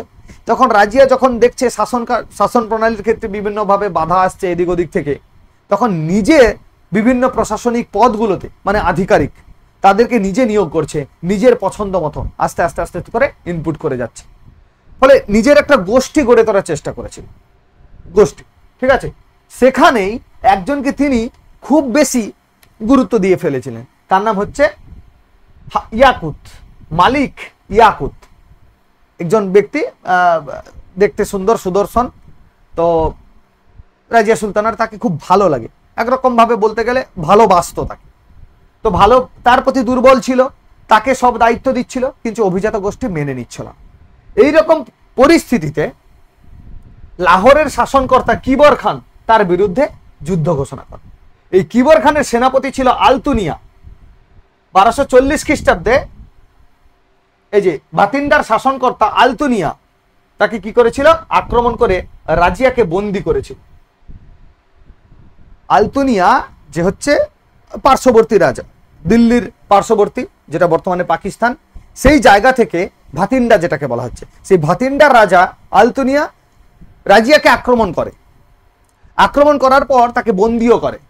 রাজিয়া যখন দেখলো যে এখান থেকে ছাড় পাওয়ার আর কোনো রকম কোনো সুযোগ নেই, তখন কি করলেন, চালাকি করলেন। চালাকি করে আলতুনিয়াকে তিনি প্রপোজ করলেন, অর্থাৎ তাকে পরামর্শ দিলেন যে আমি তোমাকে বিয়ে করতে চাই বা তুমি আমাকে বিয়ে করো। সেই কথা অনুযায়ী আলতুনিয়া কি করে, 1240 খ্রিস্টাব্দে আলতুনিয়া রাজিয়া দুজনেই বিয়ে করে। বিয়ে করার পর দিল্লির উদ্দেশ্যে তারা দিল্লির দিকে রওনা হয়। কিন্তু ভাগ্য দুজনের এত খারাপ, দিল্লির দিকে যখন আসতে শুরু করে বা দিল্লির দিকে আসে, তখন আততায়ীর হাতে দুজনেই মারা যান। দিল্লি পুনর্দখলে অগ্রসর হয়, কিন্তু ইতিমধ্যে বাহরাম শাহ মানে রাজিয়ার ভাই, যুদ্ধে সেনাবাহিনীর হাতে পরাজিত হয়েছিল। আততায়ী পাঠিয়ে তাদেরকে হত্যা করেছিল, আলতুনিয়াকে এবং রাজিয়াকে। তো তাদের যে হত্যা করা হয়েছিল সেই জায়গার নাম হচ্ছে কৈথাল, যেটা হরিয়ানাতে অবস্থিত। দেখো এখানের এই জায়গাগুলো কিন্তু খুব সুন্দর, শুনতে খুব মজা লাগবে, খুবই ভালো। তবে তোমরা শুধু মনে রাখবে, ইতিহাসে বা মধ্যযুগের ভারতের ইতিহাসে একজন মহিলা শাসিকা, একজন নয় একমাত্র মহিলা শাসিকা যদি হয়, তোমরা উত্তর করবে রাজিয়া সুলতানা। এর বাইরে এত হিজিবিজি যা কিছু বললাম এগুলো মনে রাখার দরকার নেই, এই কারণে বললাম যাতে তোমরা রিলেট করতে পারো। রাজিয়া সুলতানা, তাকে কেউ মেনে নিত না, মেয়ে বলে তাকে শাসক হিসেবে পুরুষতান্ত্রিক সমাজ যেহেতু মেনে নিত না। কিন্তু তার বাবার তৈরি করা একটা প্রথা, ওই মসজিদে গিয়ে লাল কাপড় দিয়ে দেখিয়ে তিনি তার অভিযোগ জানাতে পারেন এবং সেই মসজিদে থাকা ব্যক্তিবর্গ তার ন্যায়ের কথা ভেবে তার অভিযোগটা স্বীকার করতে পারত, এরকম একটা প্রথা ছিল।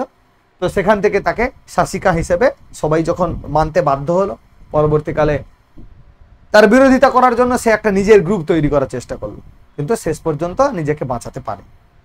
বুঝে গেল? এই হচ্ছে রাজিয়া সুলতানা। নেক্সট হচ্ছে গিয়াসউদ্দিন বলবন।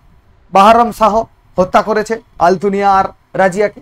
বাহরাম শাহ হচ্ছে ইলতুৎমিশের ছেলে, অযোগ্য ছেলে, অন্যান্যদের সঙ্গে যুক্ত হয়ে নিজের বোনকে হত্যা করেছে। তো যাই হোক, যখন বাহরাম শাহ সেও অযোগ্য, 1266 খ্রিস্টাব্দে বলবন, গিয়াসউদ্দিন বলবন তাকে হত্যা করেছে। হত্যা করে কি করেছে? সিংহাসনে বসেছে। সিংহাসনে যখনই বসেছে তখনই বলবন জানতে পারলো বা বলবন উপলব্ধি করলো, এই যে 40 চক্র যেটা ইলতুৎমিশ তৈরি করেছে, এই যে 40 জন অভিজাত, এই 40 জন অভিজাত পুরো সাম্রাজ্যটাকে খেয়ে ফেলছে। মানে তাদের কথাই শেষ কথা, তারাই সর্বে সর্বা। এই বলবন যে সিংহাসনে বসেছে সেটাতেও কিন্তু 40 জন এই অভিজাত তারাই সহযোগিতা করে তাকে সিংহাসনে বসিয়েছে। বাট যখন বলবন সিংহাসনে বসে গেছে, ক্ষমতা পেয়ে গেছে, তখন সে উপলব্ধি করতে পারছে যে এই 40 জনকে আমাকে 40 জনের ক্ষমতা কমিয়ে দিতে হবে, ক্ষমতাচ্যুত করতে হবে, ক্ষমতা খর্ব করে দিতে হবে। তিনি কি করলেন? এই 40 চক্রকে উচ্ছেদ করে দিলেন, যে এরকম কোনো ডিপার্টমেন্ট থাকবে না। বোঝা গেল? তিনি 40 চক্রের ক্ষমতা খর্ব করেন এবং সুলতানের মর্যাদা প্রতিষ্ঠা করেন। সুলতানের কথাই শেষ কথা। রাজিয়ার সময় কি অভিজাত বর্গ ওই 40 চক্রের কথাই শেষ কথা ছিল। তাদের কথা শুনে বাহরাম শাহ আততায়ী পাঠিয়ে আলতুনিয়া রাজিয়াকে মেরে দিলে। দেখো, একটা সাম্রাজ্যের সম্রাট বা শাসক সে যদি আততায়ীর হাতে মারা যায়, তাহলে এর থেকে খারাপ সেই সাম্রাজ্যের ক্ষেত্রে আর তো কিছু হয় না। তো বলবন উপলব্ধি যখন করতে বলো, তখন 40 চক্রের ক্ষমতা খর্ব করলো, উচ্ছেদ করে দিল। তিনি কি করলো? নিজেকে সুলতান হিসেবে মানে প্রভাব খাটানোর চেষ্টা করলো, যে আমি সুলতান, আমার কথাই হবে শেষ কথা, আমি যা বলবো সেটাই হবে শেষ কথা। বুঝে গেল? তিনি নিজে দেশের খবর রাখার জন্য গুপ্তচর বা বারিদ নিয়োগ করলো। দেখো, এগুলো কিন্তু ইম্পর্টেন্ট ফ্যাক্টর। তিনি শক্তিশালী সেনাবাহিনী দিওয়ানি আর্জ গঠন করেন, যাতে মঙ্গল আক্রমণ করতে, ওই যে মঙ্গল আক্রমণ, চেঙ্গিজ খার যা উত্তরসূরি যারা আছে তারা বিভিন্ন সময় আক্রমণ চালিয়ে যাচ্ছে, তো তাদেরকে সেই আক্রমণ থেকে নিজের সাম্রাজ্যকে বাঁচানোর জন্য তিনি কি করলেন? একটা শক্তিশালী সেনাবাহিনী তৈরি করলেন, যার নাম দিওয়ান ই আর্জ। দিওয়ান ই আর্জ। বোঝা গেল? তিনি দোয়াব অঞ্চলে গাছ কেটে দুর্গ নির্মাণ করেন এবং রাজপুতানার মেওয়াটি দস্যুদের উৎখাত করেন। দরকার নেই তোমাদের। পার্শ্বিক দৃষ্টান্ত অনুসরণ করে তিনি দরবারে পাইবস, সিজদা ও পাইবস দুটো প্রথা তৈরি করেছিল। পাইবস কথার অর্থ হচ্ছে সম্রাটের পদযুগল চুম্বন। মানে সম্রাট যখন দরবারে আসবে, এসে যখন বসবে, তার সামনে যারা আছে সবাই এসে সম্রাটের পায়ে চুম্বন করবে, চুমু খাবে পায়ে এসে। বুঝে গেল? সেটাকে বলা হচ্ছে পাইবস।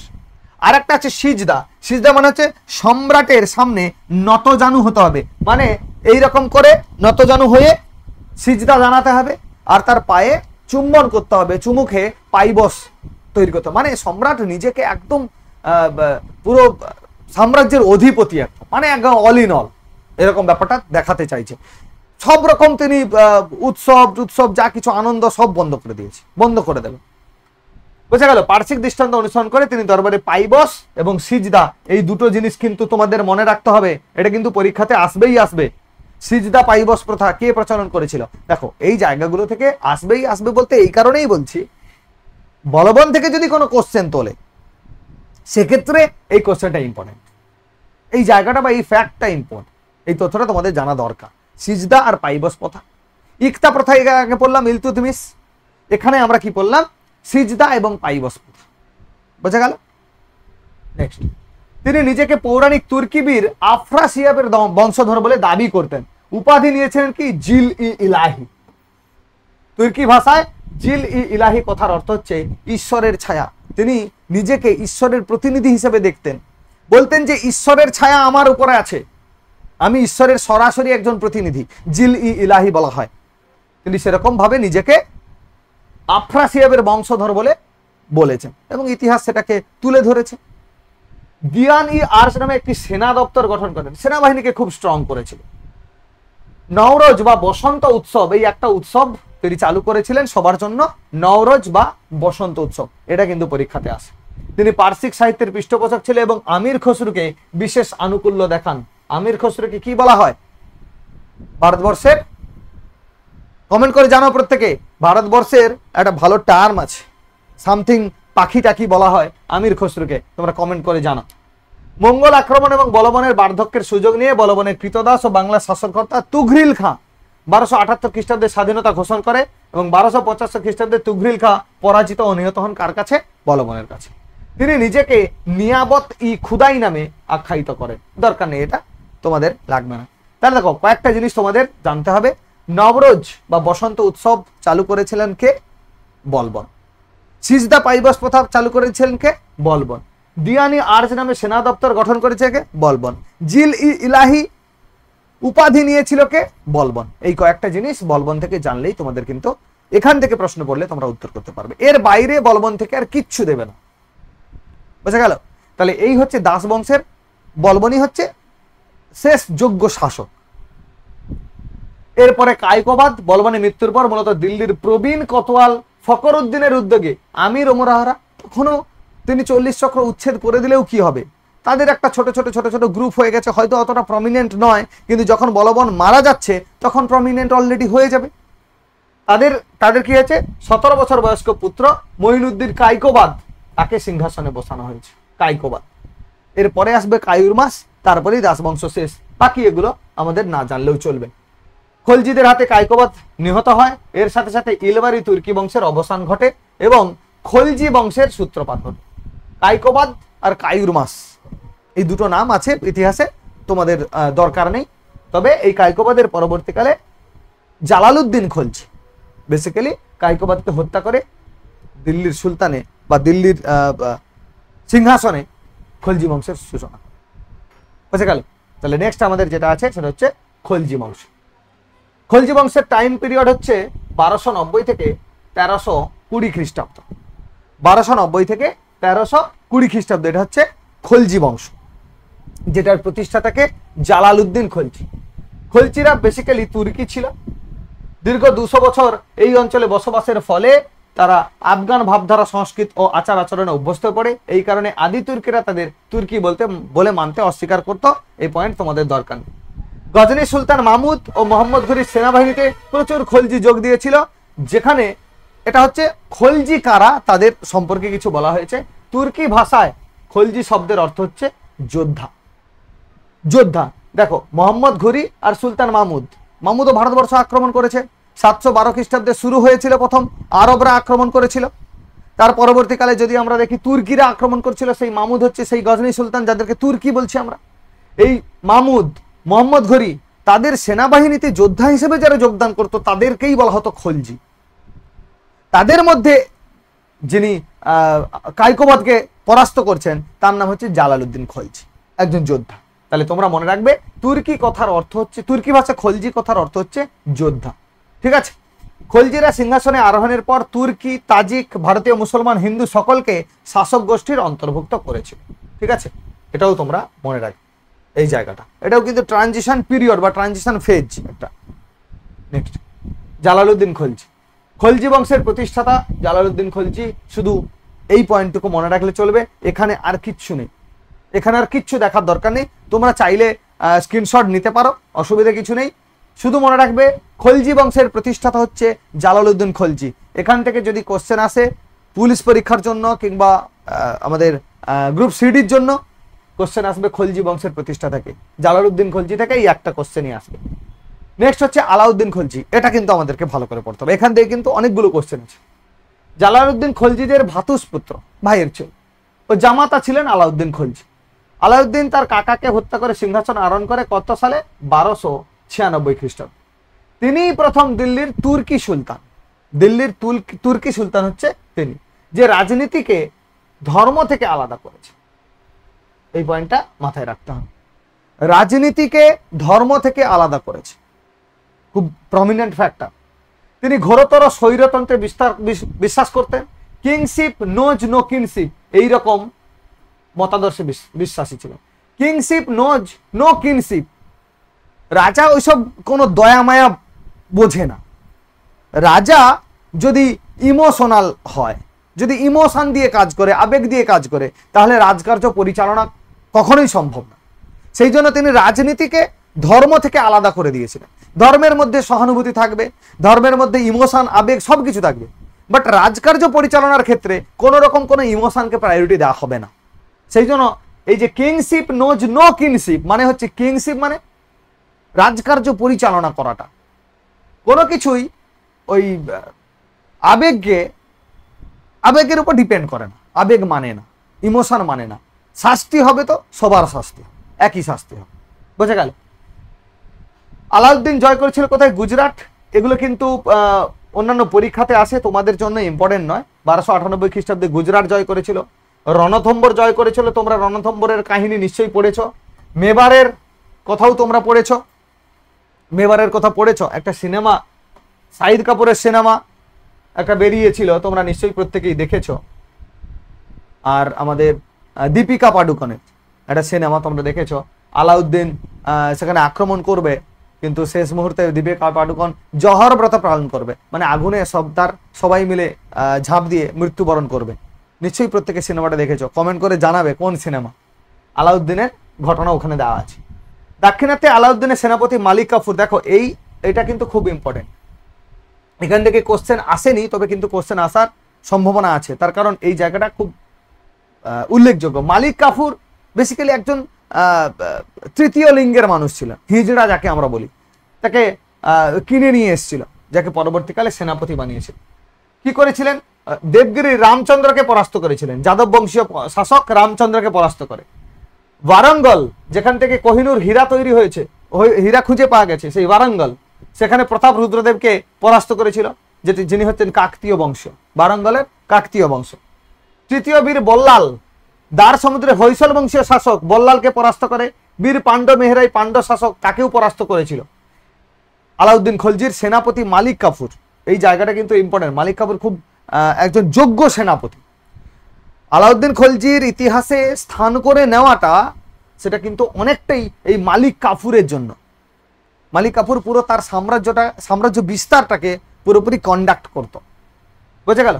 তিনি প্রথম আলেকজান্ডার বা সিকান্দার ই শাহী উপাধি নিয়েছিল। কে? আলাউদ্দিন খলজি। আলাউদ্দিন খলজির এত গুরুত্বপূর্ণ বা এত যোগ্য সেনাপতি ছিল, যাদের মধ্যে মালিক কাফুর একজন। যখন সাম্রাজ্যের যে এরিয়া, আয়তন যখন আস্তে আস্তে করে বাড়তে শুরু করছে, তখন তিনি নিজেকে মনে করলেন আমি আলেকজান্ডারের মতো হব। আলেকজান্ডার, তাকে কি বলা হয়? গ্রিস দেশ থেকে তিনি এসেছিলেন, সারা বিশ্ব জয় করেছিলেন বলে তাকে বিশ্বজয়ী আলেকজান্ডার বলা হয় বা সিকান্দার বলা হয়। তো তিনি নিজেকে বললেন যে আমি দ্বিতীয় আলেকজান্ডার, এরকম ব্যাপারটা আর কি। আলেকজান্ডার এবং সিকান্দারি শাহী বলে তিনি নিজেকে দেখাতে শুরু করলেন, বলতে শুরু করলেন। সেই জন্য ইতিহাস এই জায়গাটা তাকে মনে রাখার জন্য দিয়েছে যে সিকান্দারি শাহী, এই উপাধি কে নিয়েছিল? আলাউদ্দিন খলজি। বোঝা গেল? শাসন সংস্কার খুব ইম্পর্টেন্ট। আলাউদ্দিন তার বিশাল সৈন্যবাহিনী নগদ অর্থে বেতন দিত। এই কোশ্চেনগুলোই ডব্লিউবিসিএসে তোলা হয়, মেন্স পরীক্ষাতে, প্রিলিমসেও তোলা হয়, মেন্স পরীক্ষাতে কিন্তু এই কোশ্চেনগুলোকেই তোলা হয় যে নগদ অর্থে বেতন দেওয়া চালু করেছিল দিল্লির কোন সুলতান? উত্তর হবে আলাউদ্দিন খলজি। বুঝে গেল? দাগ আর হুলিয়া প্রথা। দাগ মানে এই যে সেনাবাহিনী, প্রত্যেকটা সেনার একটা নির্দিষ্ট ঘোড়া ছিল। সেনার ঘোড়া ঠিক বলবো না, সেনাপতি, পদাধিকারী সেনাপতি, তার নির্দিষ্ট একটা ঘোড়া ছিল। সেই ঘোড়াকে দাগ দিয়ে দেওয়া হতো, চিহ্নিত করা হতো যে এই ঘোড়াটা অমুকের। সেই প্রথা চালু করেছিল, অস্ত্রের চিহ্নিতকরণ। হুলিয়া বলতে সেনার ড্রেস হবে, একটা প্রপার ড্রেস হবে সেনার। যে কোনো ড্রেস পরে সে যুদ্ধে যেতে পারবে না, তার জন্য তার একটা নির্দিষ্ট ঘোড়া থাকবে, সেনার মতো তার একটা ড্রেস থাকবে। এই যে প্রথাটা আজকে বর্তমানে আমরা কি দেখি, নেভির একটা আলাদা পোশাক, এয়ারফোর্সের একটা আলাদা পোশাক, ইন্ডিয়ান আর্মির একটা আলাদা পোশাক, বিএসএফ এর আলাদা পোশাক, তাই না? তো এই যে সেনাবাহিনীতে বা এই যে আমাদের বলছি যারা যুদ্ধ করছে, সেনা যারা, তাদের নির্দিষ্ট একটা পোশাক থাকবে। কে তৈরি করলেন? আলাউদ্দিন খলজি। সেই প্রথাটাকে আমরা কি বলছি? দাগ ও হুলিয়া প্রথা। এটা কিন্তু পরীক্ষাতে আসে, এই জায়গাটা তোমাদের পরীক্ষাতে আসবে, মানে যদি আসে এই কোশ্চেনটা তোমাদের জন্য ইম্পর্টেন্ট। দাগ ও হুলিয়া প্রথার প্রচলন করেছিলেন কে? তোমরা উত্তর করবে আলাউদ্দিন খলজি। ঠিক আছে, আরেকটা জিনিস তোমাদের পরীক্ষার জন্য ইম্পর্টেন্ট, সেটা হচ্ছে বাজার দর নিয়ন্ত্রণ। সেই মুহূর্তে বাজারে কোন জিনিসের দাম কেমন হবে সেটা কিন্তু যিনি বিক্রেতা বা ক্রেতা তাদের উপর নির্ভর করতো না, তিনি নির্দিষ্ট করে দিতেন। বোঝা গেল? বাজার দর নিয়ন্ত্রণ, বাজারে কোন জিনিসের দাম কেমন হবে, কখন বাড়বে, কখন কমবে বা কিরকম দাম হবে, সেটা নির্ভর করতো সম্রাটের ওপরে। আলাউদ্দিন খলজির এই ব্যবস্থাকে আমরা বলছি বাজার দর নিয়ন্ত্রণ ব্যবস্থা। এই বাজার দর নিয়ন্ত্রণ ব্যবস্থা, এই ঘটনাটা বা এইরকম একটা পরিস্থিতি চালু করেছিল কে? আলাউদ্দিন খলজি। তাই এটা কিন্তু তোমাদের মনে রাখতে হবে। বাজার ব্যবস্থা তত্ত্বাবধানের জন্য তিনি সাহনা ই মান্ডি নামে রাজকর্মচারীদের নিয়োগ করে এবং বাজার দরকে তিনি নিয়ন্ত্রণ করেছিলেন। মুনহিয়ান নামে গুপ্তচর নিয়োগ করেছিল বাজার ব্যবস্থার খবরাখবর রাখার জন্য। বাজার ব্যবস্থাকে ঢেলে সাজিয়েছিল। আমরা একটা কথা বলি না যে কোন একটা শহর, কোন একটা গ্রাম বা কোন একটা জেলাকে ঢেলে সাজানো হচ্ছে, এরকম কথাটা বলি না? তার মানে সেখানে যথেষ্ট উন্নতি হচ্ছে, ডেভেলপড হচ্ছে, রাস্তাঘাট থেকে শুরু করে পানীয় জলের ব্যবস্থা সবকিছুতেই। তো তিনি কি করেছিলেন, এই যে বাজার সিস্টেম ছিল সেই বাজার দরটাকে নিয়ন্ত্রণ করে বাজার সিস্টেমটাকে ট্রিমেন্ডাসলি ডেভেলপ করেছিল। বোঝা গেল? প্রত্যেকটি দ্রব্যের মূল্য স্থির করা ছিল, যদি কোনো অসাধু ব্যবসায়ী ধরা পড়তো তাকে কঠোর শাস্তি দেওয়া হতো। এরকম ভাবে তিনি করছিলেন বাজার দর নিয়ন্ত্রণ করছিলেন। সেই জন্য ইতিহাসে কিন্তু বাজার দর নিয়ন্ত্রণ কে করেছিল এই প্রশ্নটা কিন্তু প্রায়শই আসে। আলাউদ্দিন খলজি। উত্তর, কর সংগ্রহের জন্য দিওয়ানি মুস্তাখারাজ, দিওয়ানি মুন্তাখারাজ বা মুস্তাখারাজ খাজনা সংগ্রহের দপ্তর, যেটা হচ্ছে নতুন করে তিনি প্রতিষ্ঠা করেছিলেন। দিল্লির সুলতান সাম্রাজ্যে প্রথম সুলতান আলাউদ্দিন খলজি ভূমি পরিমাপ করে। দেখো এটাও কিন্তু ইম্পর্টেন্ট, ভূমি রাজস্ব নীতি বা ভূমি পরিমাপ, রাজস্ব নীতি নয়, ভূমি পরিমাপ, এবং সেখানে নগদ অর্থে ভূমি রাজস্ব ব্যবস্থা চালু করে। তাহলে দেখো এখান থেকে দুটো জিনিস তোমাদেরকে মাথায় রাখতে হবে। এক হচ্ছে বাজার দর নিয়ন্ত্রণ,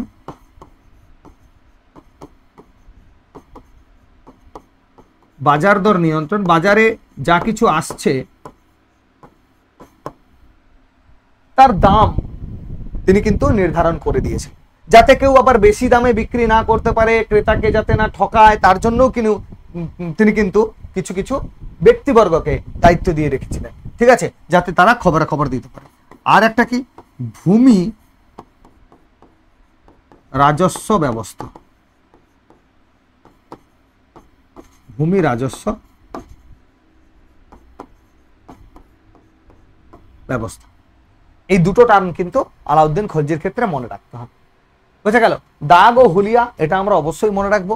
তারপরে মনে রাখবো বাজার দর নিয়ন্ত্রণ আর ভূমি রাজস্ব নীতি বা ভূমি রাজস্ব ব্যবস্থা তিনি কি করেছিলেন, চালু করেছেন। বুঝা গেল? এই হচ্ছে টোটাল আলাউদ্দিন খলজি। তাছাড়া সামরিক কিছু ব্যাপার আছে, এটা মনে রাখতে চাইলে মনে রাখবে, আদারওয়াইজ যদি মনে করে যে না মনে রাখতে অসুবিধা হচ্ছে এই জায়গাটা ছেড়ে দিলেও চলবে। 1299 সালে গুজরাট বিজয়ের পর আলাউদ্দিন প্রায় 30,000 নব মুসলমানকে হত্যা করেছিল। পরবর্তীকালে মালিক কাফুর, কে মালিক কাফুর, এই যে তার সেনাপতি, তার কথা বললাম তোমাদেরকে, যাকে নিয়ে এসেছিল, কিনে নিয়ে এসেছিল, সেই মালিক কাফুর তার প্রধান সেনাপ্রধান ছিল বা প্রধান সেনাপতি।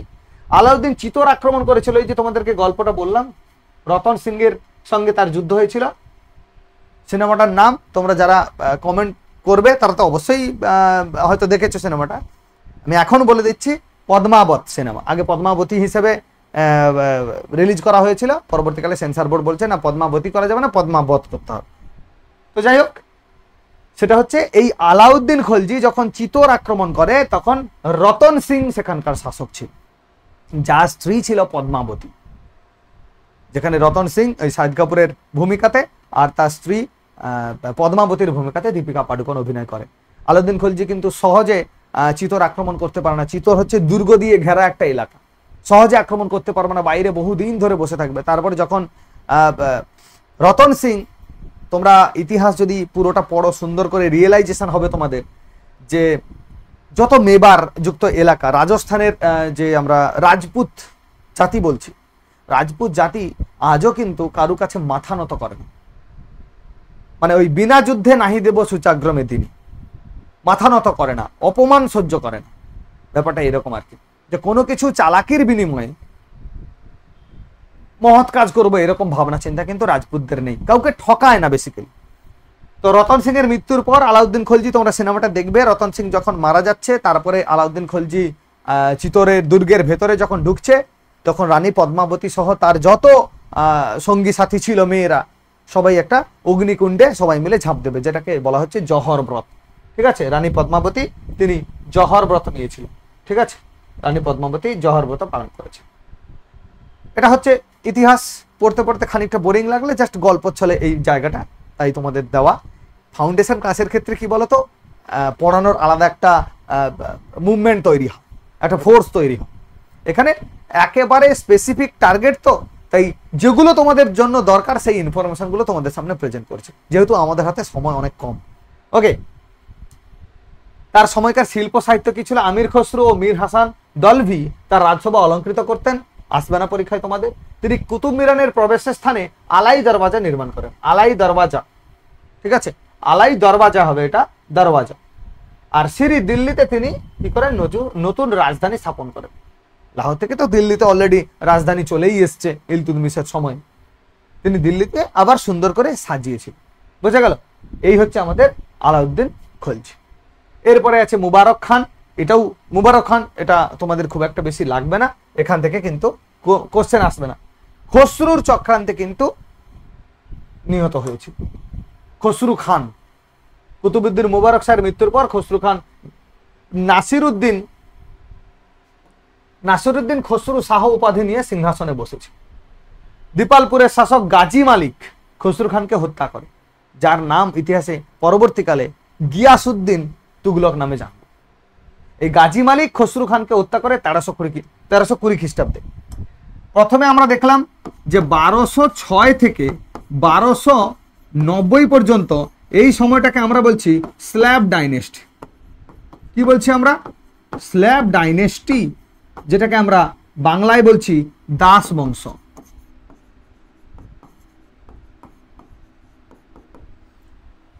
এই যে পিরিয়ডটা, এই পিরিয়ডটা কিন্তু মনে রাখতে হবে।